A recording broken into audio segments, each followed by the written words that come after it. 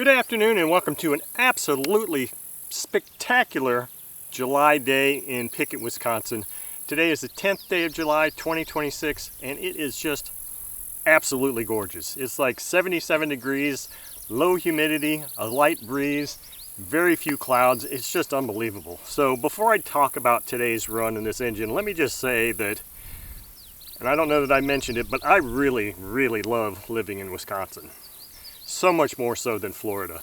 And it's not just because there are days like this. Even in the middle of winter, there's always something beautiful and something to be grateful for about living here.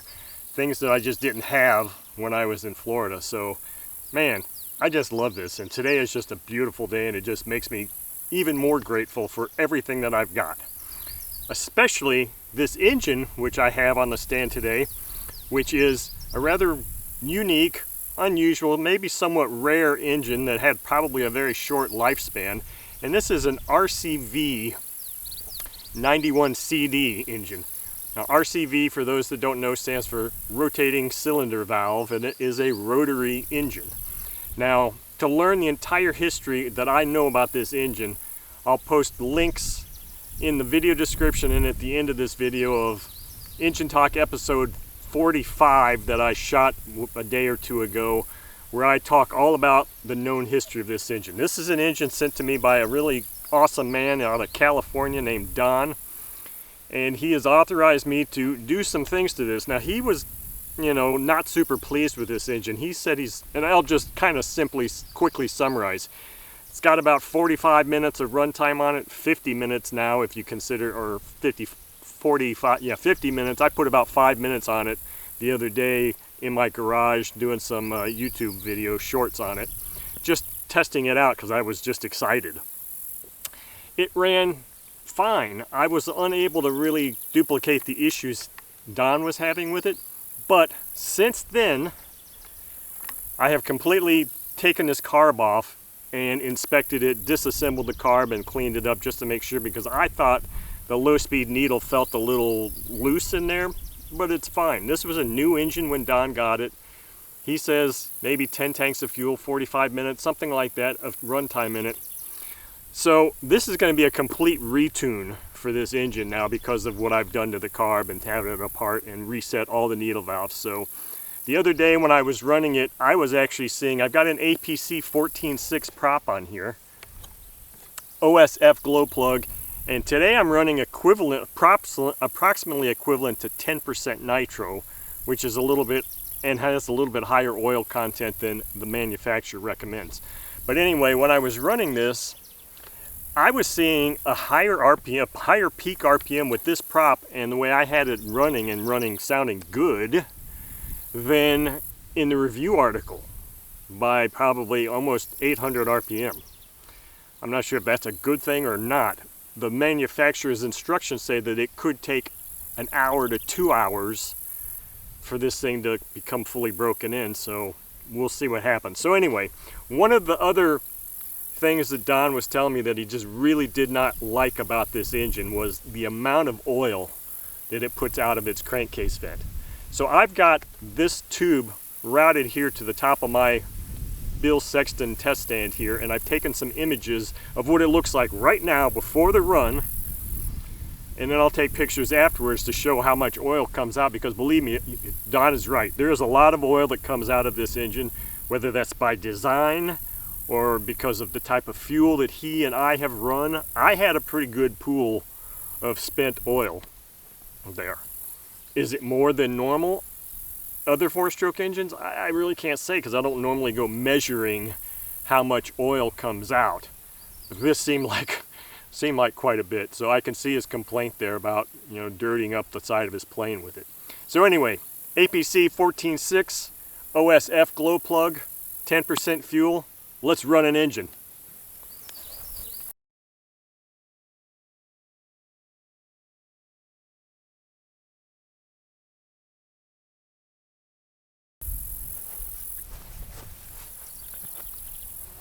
This was also given to me by Don.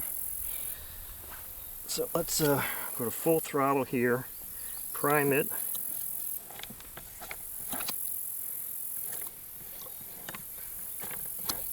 Okay, It's primed. Now this carb does not have a throttle stop screw, so I have to make sure to be very careful not to pull it back too far, and it's also going to make it a little bit more challenging to see exactly what a good minimum idle is, because that's what I use that for, is to set that and then watch that. So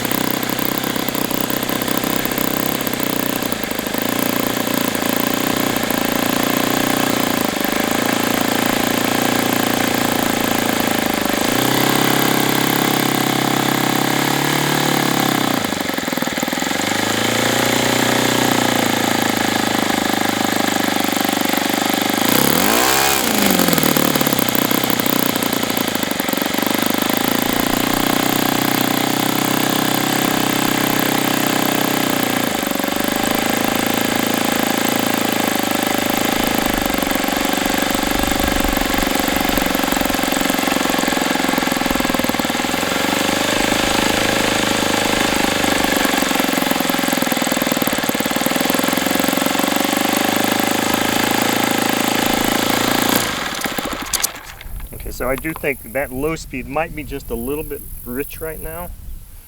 And I've already got a pretty nice pool of oil coming out here. I might take a stop and take a picture of it, because it's going to just continue to run off here.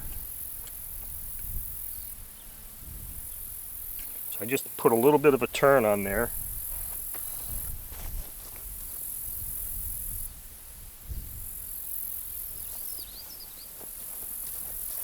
Take a quick picture of this oil. We'll just keep taking pictures of that maybe. So I put a quick turn, small turn on the low speed.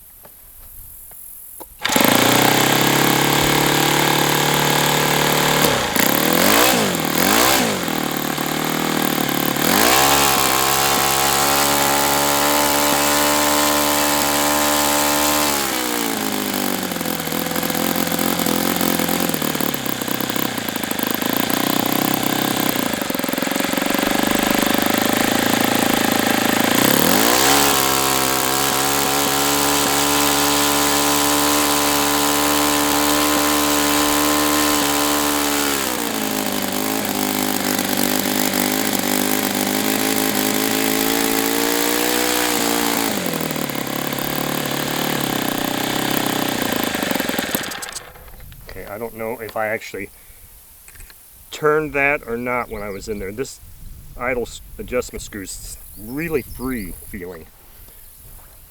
Let me look here. I thought I saw something here.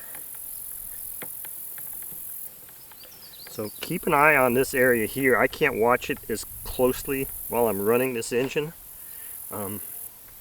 Pretty warm. But I thought I saw oil there. Now whether it flew back, I don't think it would do that. But yeah, this thing's putting out some oil for sure. No question about that.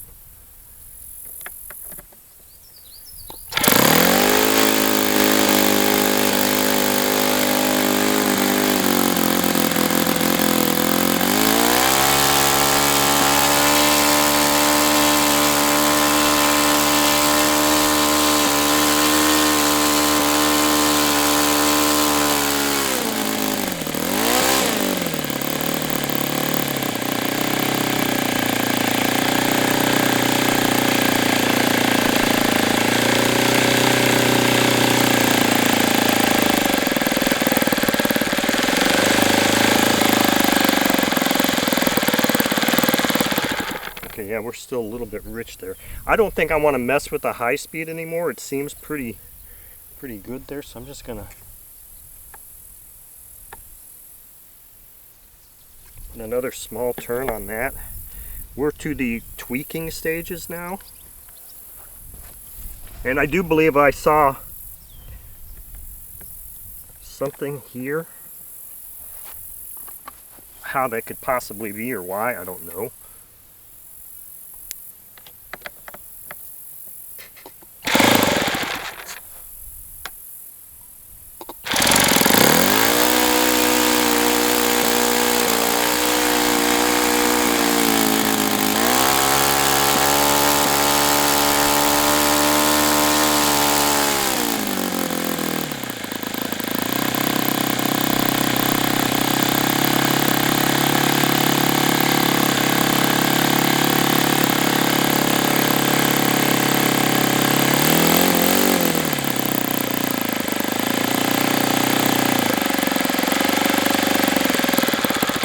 Darn it, I wanted to, my tack timed out on me.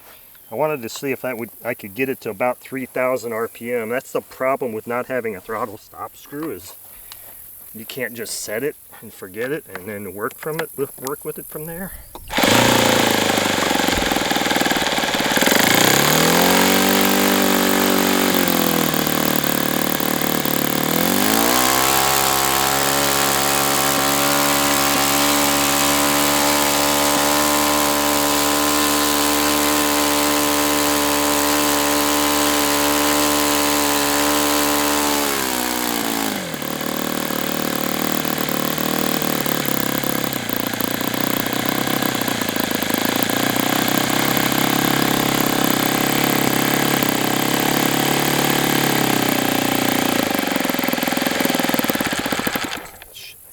I can't hold this and get on here quick enough. Obviously, I think it's still too rich, so let me just turn this in a little bit more. I wish I could see in there, but this thing is recessed so deeply. Let's just keep leaning it and seeing if that improves the idle.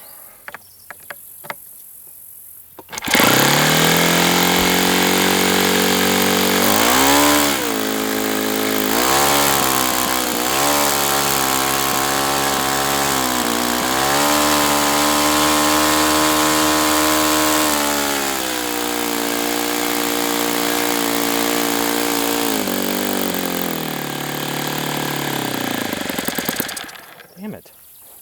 I just can't quite get it to where it'll... There is definitely oil coming out from someplace here. I don't know if it's coming from this seam. That's what it kind of looks like. Doesn't look like that screw is loosening up. This is, obviously it's not running quite as well as it was the other day, because in the short videos, if you go and watch those, or if I post them on here, it's hard to tell if I'm turning that thing. It's so damn loose. And then there's this little clicky thing that's happening, and when I don't understand. You know, honestly, I think the weak link of this engine is the carburetor.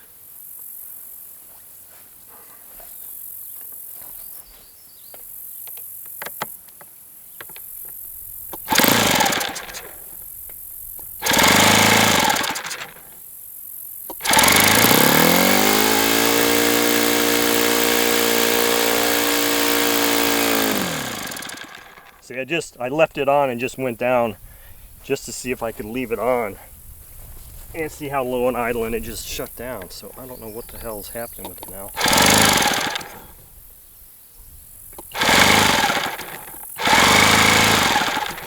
Maybe I lost the plug. It's starting to seem like I lost the plug now. Let's see if this thing, the nice starter, has it's a metered nice starter. It says fully charged, so I think that would be showing me 0 if it was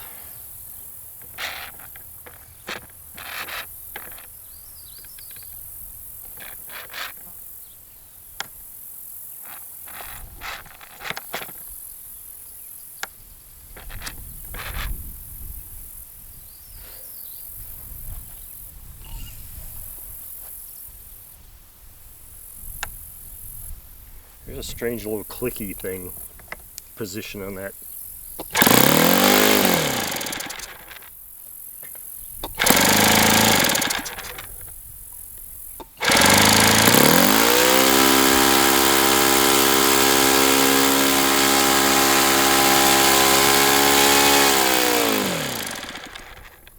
Well, John, now it seems like it's acting like you were talking about. And the only real difference in between my YouTube short video run and this is obviously the carb settings, which I'm pretty sure I've got them pretty close now, but the only other difference is the fuel. I was actually running a lower content fuel that day. I've got probably close to 10% here now, and I was only running maybe 5 to 7% the other day. So this is just curious.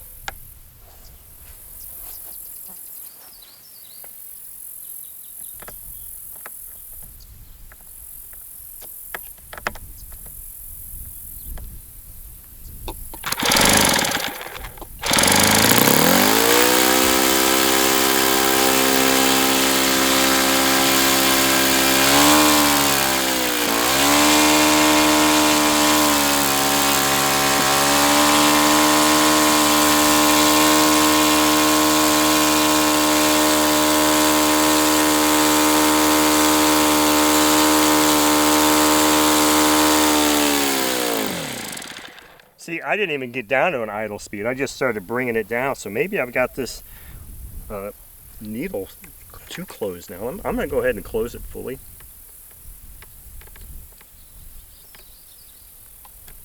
With it fully wide open. It's closed fully. And I think they said maybe 3 turns out from here. 1, 2, 3. I think that's what the manufacturer's instructions. I believe it gave me initial settings.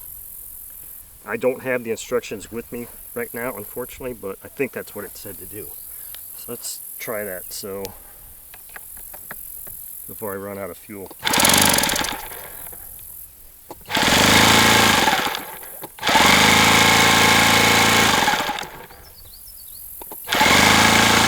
It's almost like it's just not getting fuel now. Like that's way too close, which let me just do this. Take this fuel out of this line.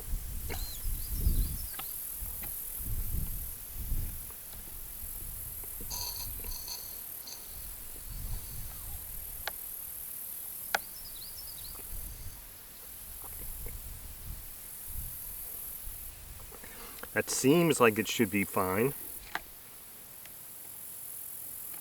It doesn't make a whole hell of a lot of sense. Let's see where we are on the high-speed needle. So I'm going to go in. Geesh, I'm only open a half a turn. I'm going to go to 1 full turn. And obviously that'll probably dramatically... How could it have only been open half a turn? Wow, that's just messed up. So I don't know what the hell is happening with this. It seemed so much different the other day. It's primed. I don't recall seeing oil coming out of there the other day either. Yesterday, what was it? I think it was yesterday.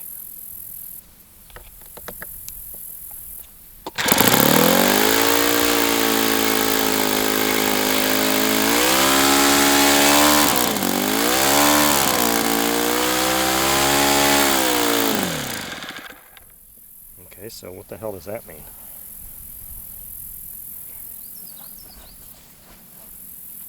That means I'm getting really confused here.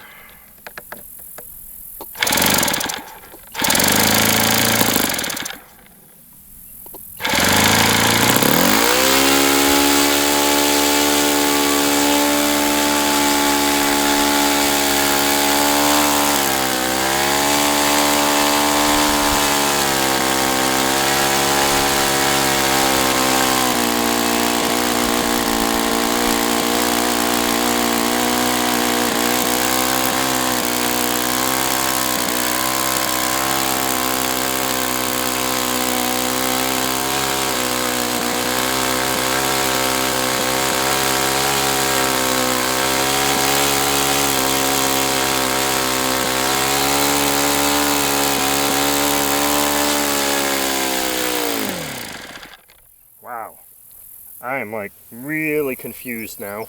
And I don't know if the before after picture of this is going to make a difference now, because this prop wash is just blowing this everywhere.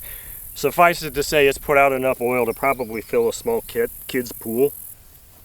So yes, there's a lot of oil coming out of there. I don't really know what the hell to do with this low speed now. It's like it shuts down just like it's too something. I don't know if it's too rich or too lean at this point. I opened it some more just to see what happens. I'm really getting kind of lost here right now.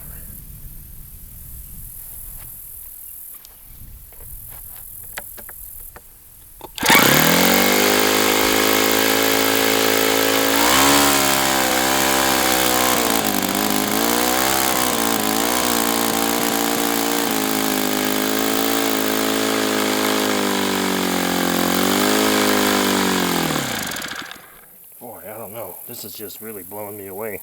That didn't make things any better.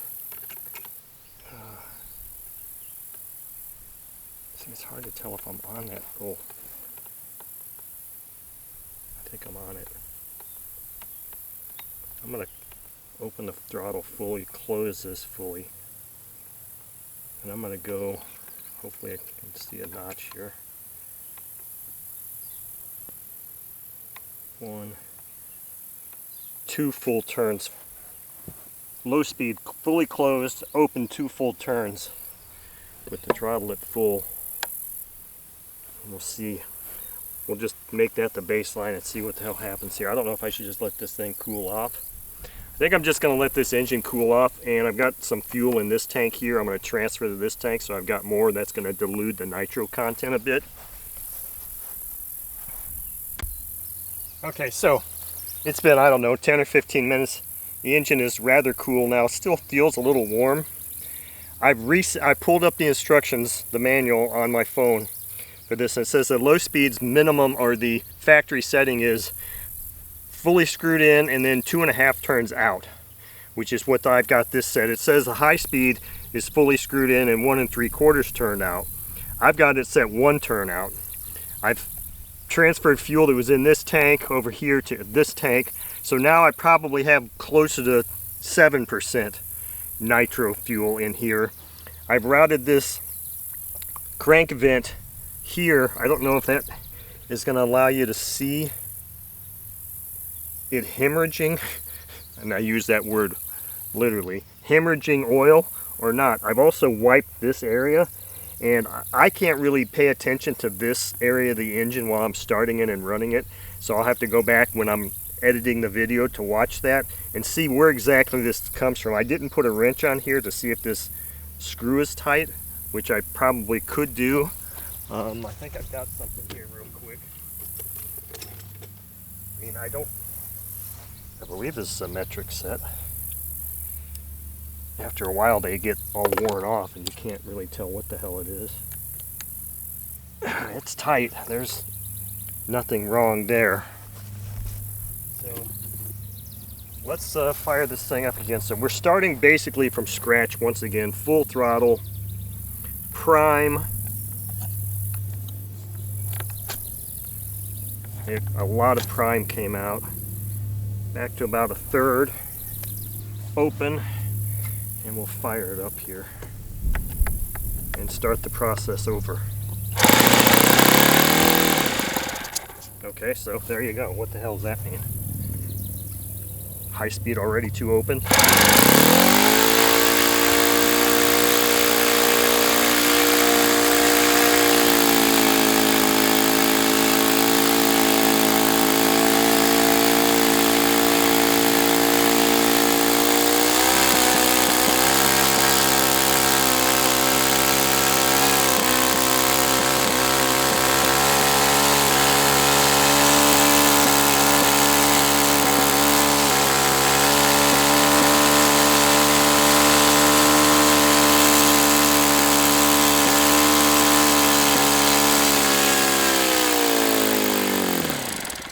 And then it just does this again. It got really hot. Really hot. I didn't happen to notice anything there. So it got really hot. This is so weird because this engine is operating completely differently than it was in my garage just yesterday. Was it because I was in the shade? I don't know. Everything else is pretty much the same. Yeah, the carb is set up differently slightly, but geez, you know, this is really baffling to me. So I'm going to start this thing at like half throttle because it didn't seem like it wanted to start at lower throttle settings. And I still don't know. I'm having a hard time determining if when I pull it back, if it's just too lean on the low speed.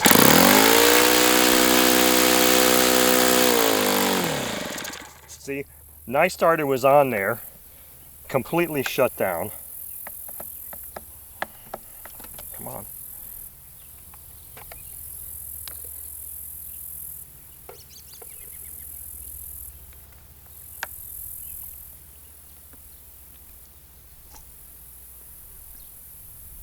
Seems like maybe it's just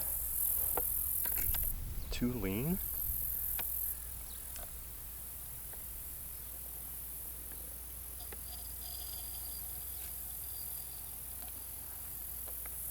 So I just opened it up. I don't know how much I opened that low speed because I was blowing and listening more than I was watching. But it was probably at least on the order of a half a turn. At least. So let's see where this thing is now. Let's see if it'll... I mean, an engine, if it's set up properly, should at least start at 1/3 open, which is about, or 1/3 open, which is about where it is now. Now, there's no fuel in the line.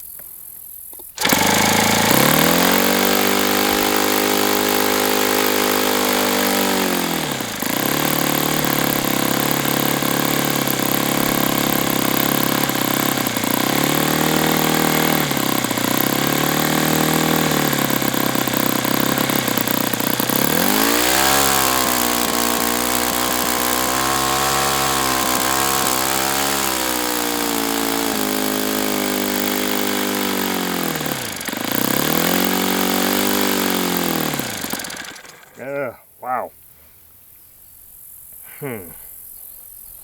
Geez, after that, I'm not sure what the hell direction to go with this now.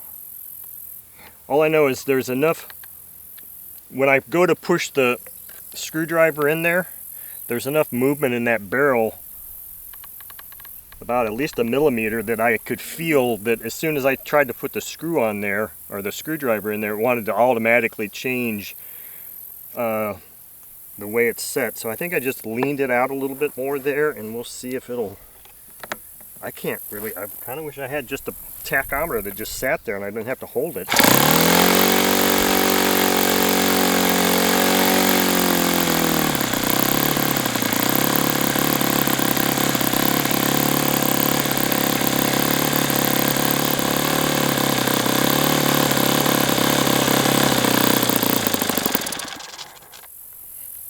See, what's that telling me? Is that too rich? Seems like it's too rich now. How in the hell can... Well, this thing is just really, really confusing. And then, of course, the other thing is it's like it's hard to know when you're really on that screw in there. I can't always tell if I'm really engaging in that. There. Now I'm on it.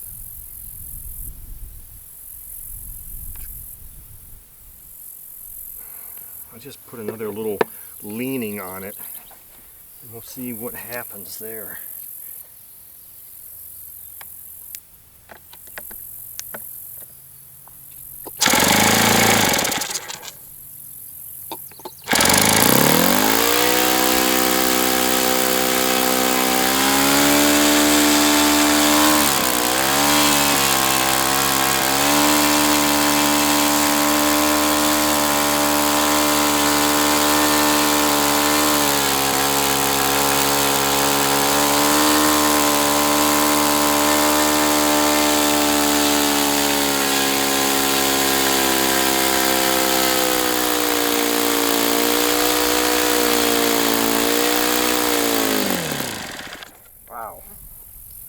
I don't know. Okay, Don, yeah, I think I'm seeing exactly what you're talking about, and I am really... I really don't know what to say about this. I'm getting lost here understanding what the issue really is.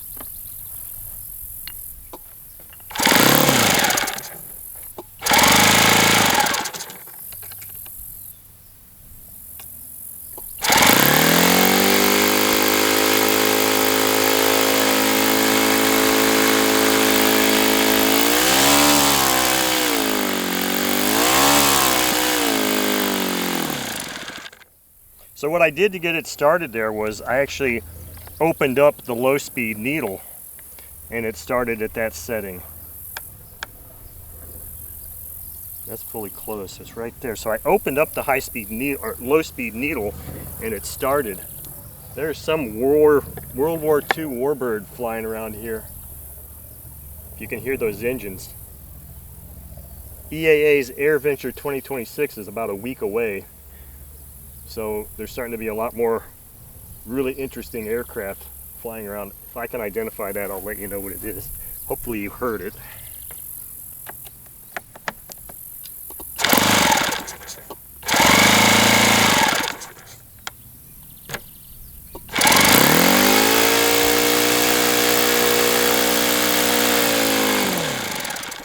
Boy, I don't know. This is just, I don't have a, I'm so lost right now.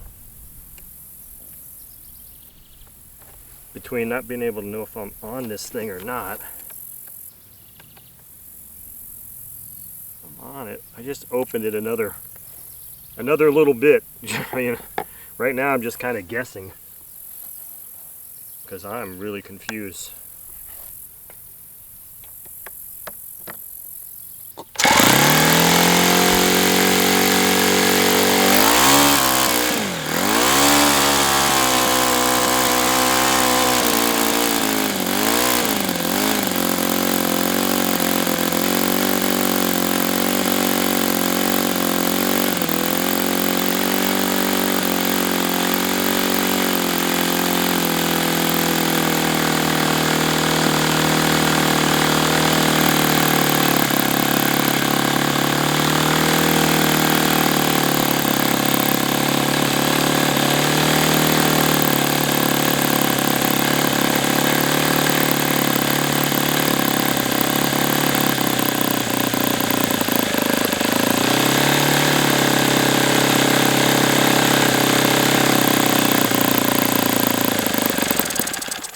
See, that little test tells me that it was rich. And it also tells me that's kind of like the minimum throttle setting.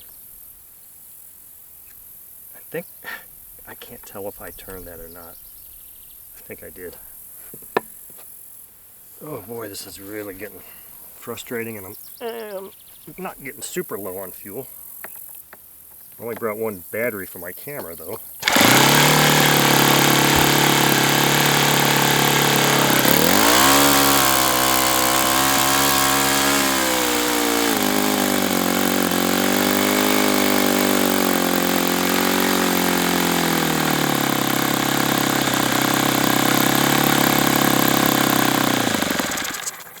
Okay, so I wanted to test to see how low it would idle. It didn't sound like it was going anything lower than maybe 4,000 at that point. And I'm still, I don't know that, yeah, there's oil coming out. I don't know that you can see if this line is just constantly full. I would assume that this line is just constantly full. And I did see stuff happening down here. So yeah, the thing that's so frustrating is that this engine ran totally different yesterday than what it's doing now. And I was so excited and so happy.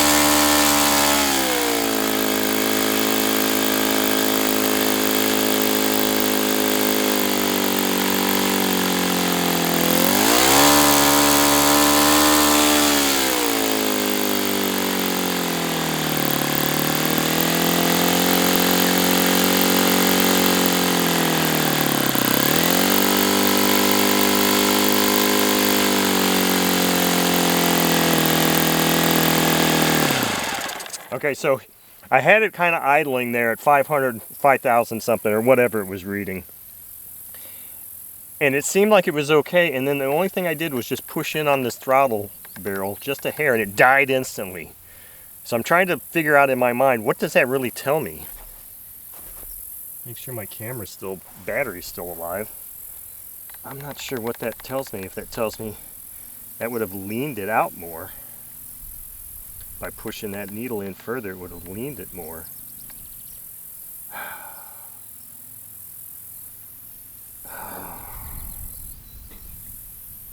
Does that mean it's... I just opened it up a hair more. I don't really know what the hell to do with this thing now. All I know is it should make a very entertaining video.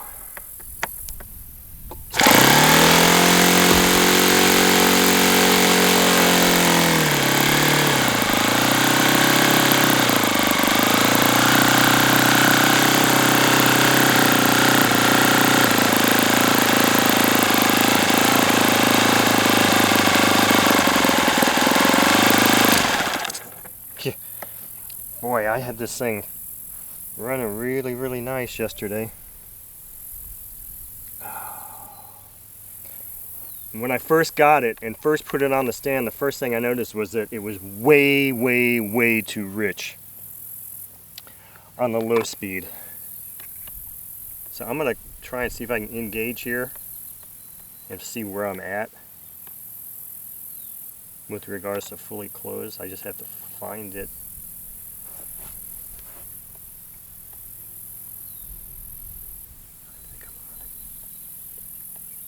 Geez, it's barely open.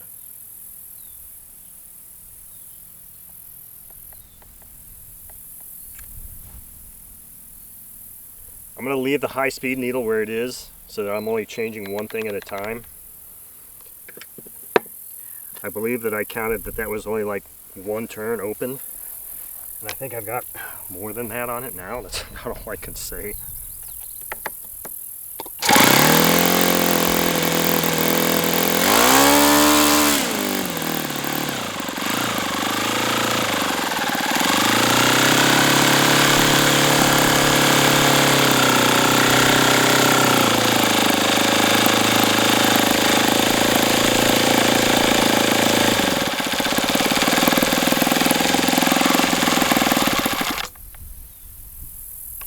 I think I just opened it some more. I did the thing where I pushed on it there.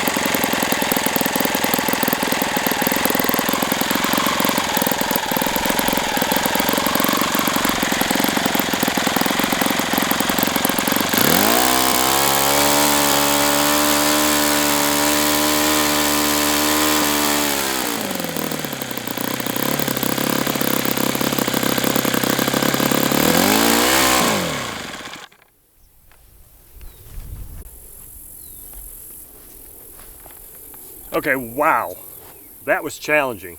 That was really challenging. And I'm speaking directly to the engine now. Eat that. Think I can't get you tuned. Wow, that was really, really challenging. I think I finally found the sweet spot. So yes, this thing literally hemorrhages, and that's the best word for it.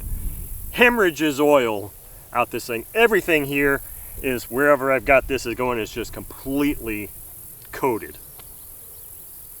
And the thing that's really interesting was, I didn't mention it, yesterday when I was running this in the garage, it got really hot and it transferred that heat all the way to this aluminum spinner.